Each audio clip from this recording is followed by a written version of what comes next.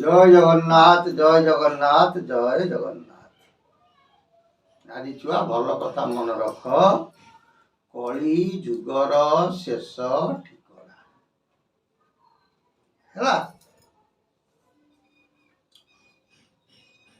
ଆମ ଛୁଆ ବେଳୁ ଆମ ଜେଜ କହୁଥିଲେ, ଆମେ ଶୁଣିଥିଲେ, ବାପା ବି କହୁଥିଲେ ଶୁଣୁଥିଲେ, ଆମେ ବି କହୁଛେ ବର୍ତ୍ତମାନ ଆମେ ବି ଶୁଣୁଛେ ଅନେକ ଜାଗାରେ।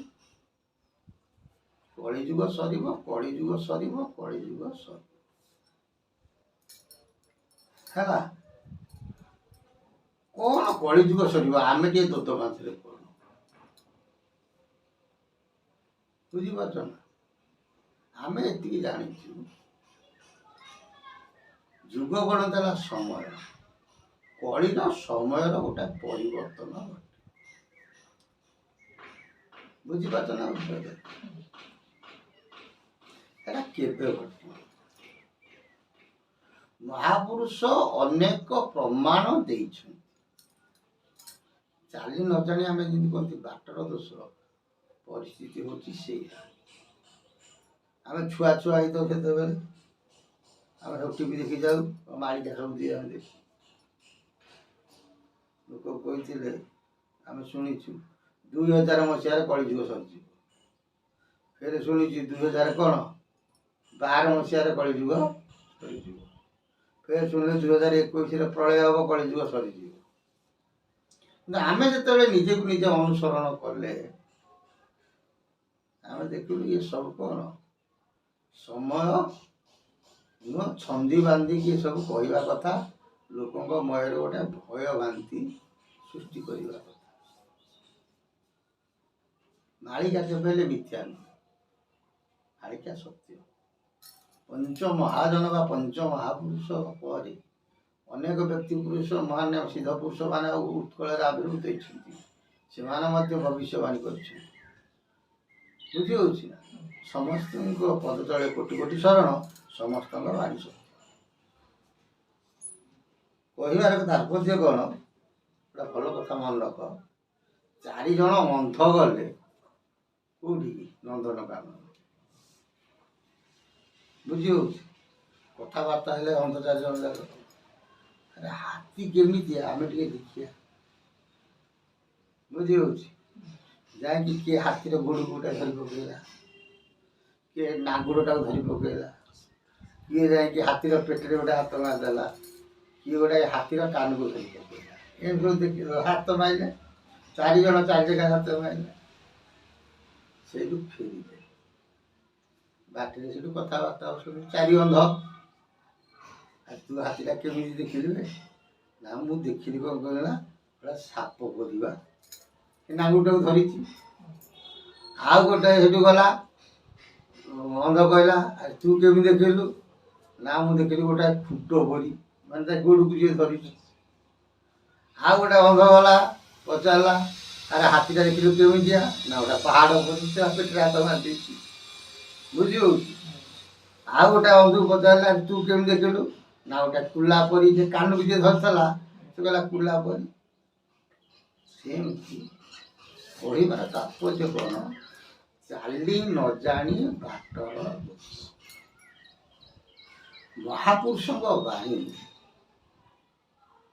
ବୁଝିବା ବହୁ କଷ୍ଟସାଧ୍ୟ।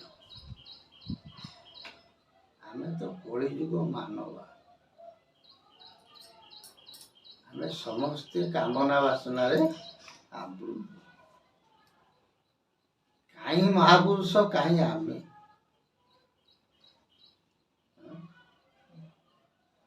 ଯିଏ ଲେଖିଛି ସିଏ ଜାଣିଛି,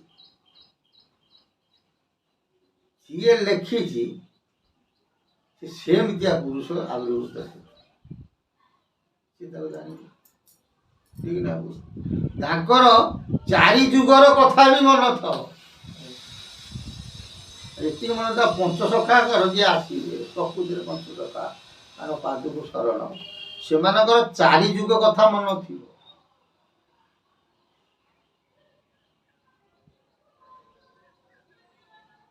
ବୁଝି ହଉଛି? ପଞ୍ଚସଖା ତତ୍ତ୍ୱ ଶୁଣିଲେ ତ ମୁଣ୍ଡ ଖରାପ ହେଇଯିବ। ଜାମ୍ବମାନ ରହିଥିଲା କ'ଣ ଅମର ହେଇକି, ସିଏ ମରି ନଥିଲା। ଦ୍ୱାପର ଯୁଗରେ କୃଷ୍ଣ ଜାମ୍ବମାନଙ୍କର ଭେଟ ହେଇଛି ନାଗମଣି କହିକି। ଫେରେ ସିଏ ଜାମ୍ବମାନ ବଞ୍ଚିଥାଉ ତ ଫେରେ ପଞ୍ଚସଖା ଥିଲେ, ଦାମ ସୁବଳ ମଧୁମଙ୍ଗଳ ଥିଲେ ନା ନାଇଁ? ଜାମ୍ବମାନ ତ ବଞ୍ଚିଛି, ଫେରେ ଏଠି କିନ୍ତୁ ପଞ୍ଚସଖା ଭିତରୁ ଜଣେ ହେଲେ। ସବୁ ବିଚିତ୍ର ଇତିହାସ। ଏ କଳିଯୁଗ ତମେ ଆସୁନ, ମହାପୁରୁଷ ଅଚ୍ୟୁତାନନ୍ଦ ଥିଲା ସମୟରେ ବଙ୍ଗଳାରୁ ଚୈତନ୍ୟ ଭାଙ୍ଗେ ସୁନ୍ଦରାନନ୍ଦ ଆସିଥିଲେ। ଫେରେ ଅଚ୍ୟୁତ କହିଛନ୍ତି ମୁଁ ନିଜେ ସୁନ୍ଦରାନନ୍ଦ। ସୁନ୍ଦରାନନ୍ଦ ଅଚ୍ୟୁତ ଭେଟାଭେଟି ହେଇଛନ୍ତି, ବୁଝି ହଉଛି, କିନ୍ତୁ ଫେରେ କ'ଣ କହିଲେ ମୁଁ ହଉଛି ସୁନ୍ଦରାନନ୍ଦ। ଏମିତି ଅନେକ ଜିନିଷ ରହିଛି। ଅଚ୍ୟୁତାନନ୍ଦ ମଧ୍ୟ ପ୍ରମାଣ ଦେଇଛନ୍ତି ମୁଁ ଦ୍ୱାପର ଯୁଗରେ ପଞ୍ଚସଖାଙ୍କ ପଞ୍ଚୁ ପାଣ୍ଡବ ଭିତରେ ସହଦେବ ଥିଲି।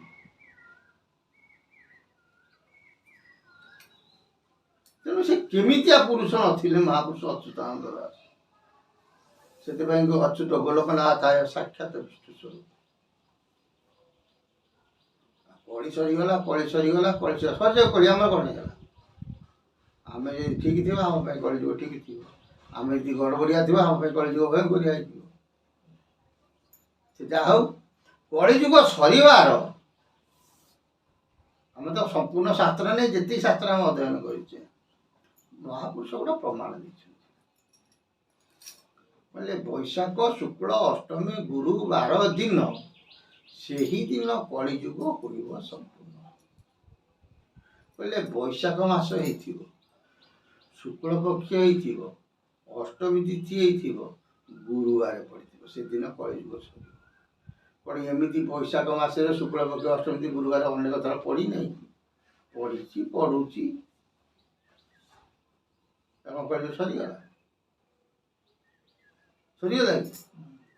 ଆଉ ଗୋଟେ ପେଞ୍ଚ ରଖିଛି, କ'ଣ କହିଲେ ନା ବାଳ ମୁକୁନ୍ଦ ସଳି ଆବଶେଷ ହେବ, ସେହି ଦିନ କଳିଯୁଗ ସମ୍ପୂର୍ଣ୍ଣ ହୋଇବ।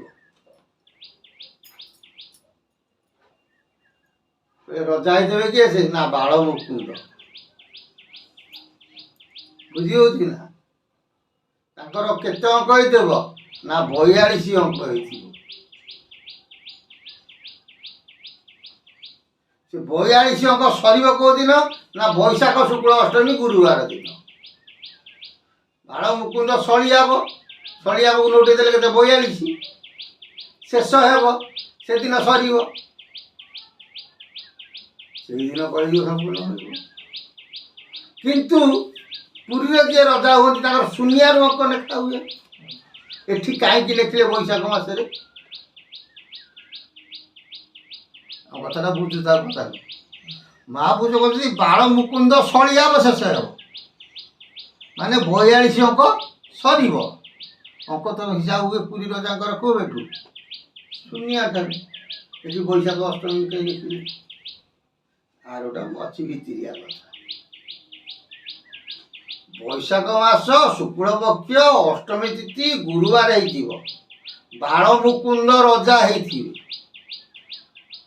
ସେଇଦିନ ସରିବ।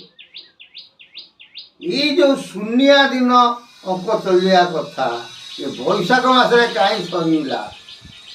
ମହାପୁରୁଷ ଏଇଠି ଗୋଟେ ଭିତିରିଆ କଥା ରଖୁଛି। ଏ କଥାଟା କ୍ୟାମେରା ଆଗରେ କହିଦେବ ନାହିଁ, ପରେ ତ ମୁଁ କେତେବେଳେ କହିଦେବି। ଜୟ ଜଗନ୍ନାଥ। ତେଣୁ ଏତିକି ମନେ ରଖିଥା, ମୁକୁନ୍ଦ ଦେବଙ୍କ 42 ଅଙ୍କରେ ସରିବ। ବୈଶାଖ ମାସ ଶୁକ୍ଳ ପକ୍ଷ ଅଷ୍ଟମୀ ତିଥି ଗୁରୁବାର ପଡ଼ିଥିବ, ସେହିଦିନ କଳିଯୁଗ ସମ୍ପୂର୍ଣ୍ଣ ହୋଇବ। ବୋଲ ଆନନ୍ଦେ ଗବା, ହରି ବୋଲ।